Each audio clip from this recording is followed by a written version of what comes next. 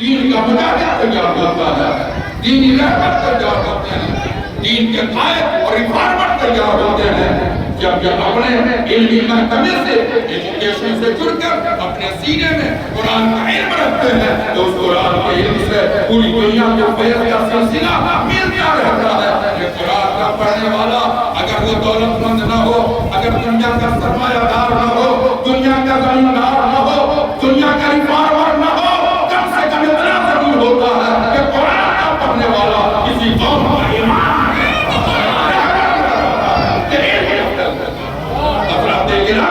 اللہ نے کرم فرمایا ہے ایسے دارالعلوم کا یہ خاتمہ ہے۔ آپ یاد رکھیں جہاں سارے لوگ اٹھنا دیکھتے ہیں وہیں سے علم کا سلسلہ شروع ہوتا ہے۔ شیخ سعدی بڑے بزرگ عالم گزرے ہیں، ان کی حیات مقدسہ میں قاضی شیراز جن کی بارگاہ میں بڑے بڑے دانشور موجود تھے، علماء اور فضلہ کی جماعت موجود تھی، ہر انسان اپنے ذہن و فکر پہ بہت سارے بھرتے ہوئے سوال کو سینے میں چھپا کر اس مجمع میں اس لیے گئے آج قاضی سے یہ سوال کروں گا، آج قاضی سے یہ پوچھوں گا، آج قاضی سے اس مسئلے پہ گفتگو کروں گا، دیکھوں کہ دینی ریفارمر میں کتنی صلاحیت ہے، کتنی اس کے اندر لیاقت و توانائی ہے، آج اس کا تجزیہ ہو جائے گا۔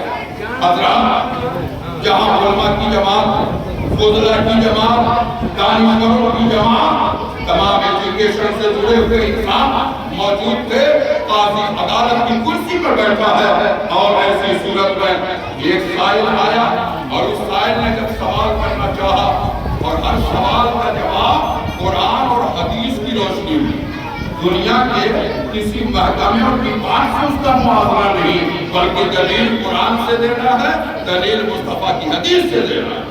جب سوال قائم کیا اس قاضی شہر کے سامنے تمام لوگ انگوش بدندہ ہیں، لوگوں کی آنکھیں کھیرا ہے، آخر کیا سوالات ہیں، کیسے کیسے سوالات قائم ہو رہے ہیں۔ جب سوالوں کی دوچار ہوتے رہے قاضی پسینہ پسینہ ہو گیا، بالکل تر ہو گیا۔ اسی عالم میں ایک بزرگ درویش اس کنارے آ کر اس مقام پہ بیٹھ گئے جہاں پہ تمام سامعین کے جوتے رکھے ہوئے تھے، چپل کے ڈھیر لگے تھے، اسی جگہ پہ وہ درویش بیٹھا ہے، بال بکھرا ہوا ہے، پھٹا پرانا کپڑا ہے، چہرہ گندا ڈھونڈے، بال بکھرا ہوا۔ جب وہ آئے تو لوگوں نے کہا نہیں حضرت یہاں سے اٹھ جائیے اور پیچھے جائیے۔ پیچھے کس کے ایسی جگہ پہنچے جہاں اور بھی بچوں اور لوگوں کے رہنے کی بھی جگہ نہ تھی، وہاں پر کس سکتے اس مقام پر چلے گئے جہاں اس لوگوں کے رہنے کا کوئی خیال بھی تصور میں نہیں آیا۔ لیکن وہ بزرگ خستہ حال ولی کامل مرتے درویش دیکھتے رہے، قاضی پسینہ پسینہ سوال کا بچھاڑ ہو رہا ہے۔ جب قاضی کو صحیح مکمل اور تشفی بخش جواب نہ دے سکا تو وہ درویش اسی دور سے حاشیے کنارے پہ کھڑا ہو کر کے آواز لگاتا ہے، اے لوگوں اگر اجازت ہو تو یہ فقیر بھی کچھ کہنا چاہتا ہے، یہ درویش بھی کچھ بولنا چاہتا ہے۔ شاعر کہتا ہے کہ دیوانے کو تحقیر سے دیوانہ نہ سمجھو، دیوانے کو تحقیر سے دیوانہ نہ سمجھو، یہ دیوانہ اس ذات کے دیوانہ بنا ہے، دیوانے کی نظروں کو جہاں دیکھ رہا ہے، یہ دیوانہ نہ جانے کہاں دیکھ رہا ہے۔ دنیا حیرت میں ڈوبی ہے، یہ سوال کیا کرے گا، یہ جواب قرآن سے دینے کی صلاحیت رکھتا ہے، جس کا کپڑا پھٹا پرانا ہے، جس کا لباس دیکھنے کے لائق نہیں، جس کا وزن کرنا اچھا نہیں ہے، یہ کیا سوال کا جواب دے گا۔ لیکن سوال ہے علم ہوتا ہے، علم کے مقابلے میں دنیا کی کوئی طاقت نہیں آ سکتی۔ امام شافعی جب نے علم کی فضیلت بیان کی تو پکار کے لوگوں کے سامنے ایک شعر لکھا، رضینا قسمت الجبار فینا، رضینا قسمت الجبار فینا، لنا علم وللجہال معلوم۔ اے اللہ ہم تیرے تقسیم پہ راضی ہیں کہ تجھے ہمیں علم دیا ہے اور جاہلوں کو مال ہی مار دیا ہے۔ حضرت امام شافعی نے علم پہ قلم اٹھایا ہے تو شعر لکھا ہے، علم اور ہے جہالت اور ہے۔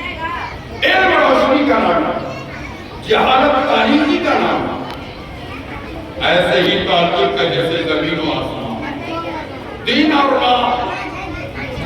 مصطفیٰ فرماتے ہیں، رسول اللہ فرماتے ہیں، عالم جس کے سینے میں علم ہوتا ہے، عالم کا سونا جاہل کے نماز پڑھنے سے بہتر ہوگا۔ یہ حضور نے فرمایا، حدیث میں اللہ کے پیغمبر نے فرمایا۔ اب وہ فقیر جب کھڑا ہوا نا، وہ فقیر دیکھنے کے نماز سے پھٹا پرانا کپڑا ہے، لباس بالکل ایسے ہی سدھارن ہے، لیکن سینہ علم کا مدینہ بنا، علم کا گرگینہ بنا ہوا، کھڑا ہوا، سب کی نظریں پیچھے گھوم گئے، سب قاضی کی طرف دیکھ رہے تھے، سب کی نگاہیں پیچھے پلٹ گئی۔ یہ فقیر کیا بولے گا، یہ درویش کیا کہے گا؟ سب لوگ ٹکٹکی باندھ کر دیکھتے رہے۔ اس فقیر نے سائل سے پوچھا، بول تیرا سوال کیا ہے؟ سوال کرتے دیر نہیں، جواب حاضر۔ کافر قرآن سے دلیل یہ ہے، حدیث سے دلیل یہ ہے۔ دوسرا سوال، جیسا ہی سوال کیا کہ اس کی دلیل قرآن سے اور حدیث سے پیش کر دی۔ جب دلائل کے انبار لگا دیے، وہ مجیب قدموں پہ گر گیا اور پکار کے کہتا ہے، سنیے میں مسلمان نہیں ہوں، میں عیسائی ہوں، عیسائی صرف دیکھنے آیا تھا کہ پیغمبر نے فرمایا علماء امتی کام بھی آئے بنی اسرائیل، میرے امت کے علماء بنی اسرائیل کے نبی رہا تھا کہ یہ مقام کیوں ملا ہے، کہ وہ بچہ بنیاد کو ملا ہے، آسانہ کے آیا، سب خیر ہو گئے، علم والا راجہ ہے۔ سبحان اللہ۔ یہ ہے علم اور یہ ہے علم کی حقیقت، اس لیے ہم جہاں سب خیر ہو جاتے ہیں وہیں سے علم کا سلسلہ جاری ہوتا ہے۔ آج کے ہفتے ہی کالا آپ نے خوراک کے آبا و اجداد نے ایک درسگاہ کا انعقاد عمل میں لایا ہے۔ خدا سے دعا کیجیے کہ اللہ یہ چمن ایسے ہی ہمارا ایسے ہی گلشن کو کامیاب ہے۔ بڑے خوش نصیب ہیں وہ لوگ بھی جو اگر اس داروں لوگ کو چند پیسہ دیتے ہیں، چند سکہ دیتے ہیں اپنی کمائی کا، وہ بھی بڑے قابل مبارکباد ہیں۔ اللہ کے رسول نے حدیث میں فرمایا، ایک روپیہ اگر کوئی آدمی طالب علم کے لیے خرچہ کرتا ہے، طالب علم سیکھنے والوں، علم دین حاصل کرنے والوں کا اپنی کمائی کا صرف 1 روپیہ اگر محبت سے دیتا ہے تو اللہ کے نبی فرماتے ہیں وہ 1 روپیہ مدرسہ میں طالب علم کے لیے دینے والا اگر وہ اس پہاڑ کے برابر بھی اگر سونا خرچہ کر لے تو 1 روپیہ کے برابر وہ ثواب نہیں پا سکتا۔ اندازہ لگا میں کہ کسی درسگاہ کے لیے، کسی دارالعلوم کے لیے چند سکہ اگر ہم نے دیا تو اس کا کتنا بڑا فائدہ ہے، کتنا بڑا ثواب ہے۔ اللہ کے پیغمبر نے ارشاد فرمایا، اللہ کے رسول نے علم کی بڑی اہمیت دی۔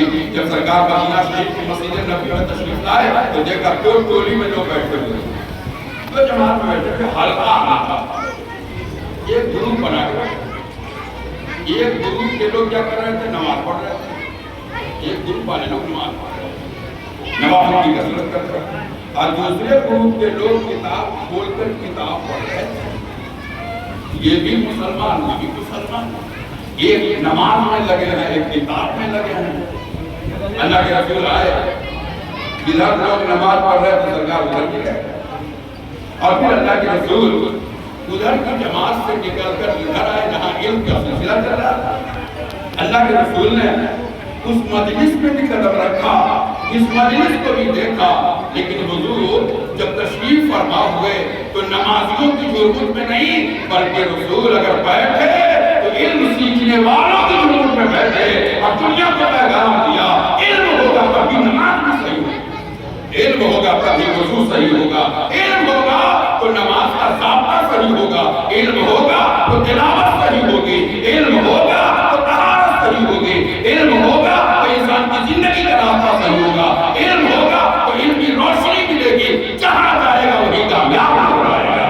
اس لیے رسول اللہ نے علم کی فضیلت سمجھاتے ہوئے جگہ کا انتخاب علم والوں کے ضرور کر دے دیا۔ اللہ تبارک و تعالیٰ نے رسول پاک کو بھیجا اور بھیج کر ہماری آپ کی زندگی کا ایک انوکھا حصہ فرمایا۔ اللہ قرآن میں کہتا ہے اور رب زدنی علما، آیت کا ترجمہ دیتے ہیں۔